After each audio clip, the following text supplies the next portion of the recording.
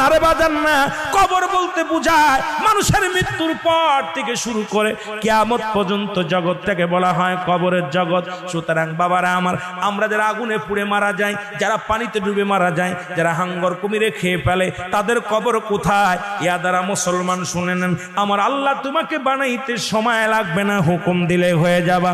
সুতরাং মৃত্যুর পর থেকে শুরু করে কিয়ামত পর্যন্ত জগৎটাকে বলা হয় কবর। এই কবরে যেদিন শোয়া দিবে, এক নম্বরে আসবে একজন ফেরেশতা, তার নাম হলো নোমান ফেরেশতা।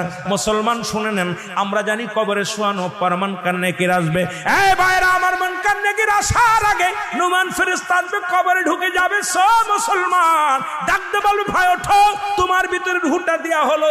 আজরাইল আলাইহিস সালাম রূহটা বাইর করেছে, আমার আল্লাহ তোমাকে জানটা দিয়েছিল, এটা কবজ করেছে। এখন আমি তোমার দুজন কেরামন কাতিবিন, দুপাশে দুজন ফেরেশতা ছিল, তারা তোমার আমলনামাটা লিখে রাখছে, ভালো মন্দ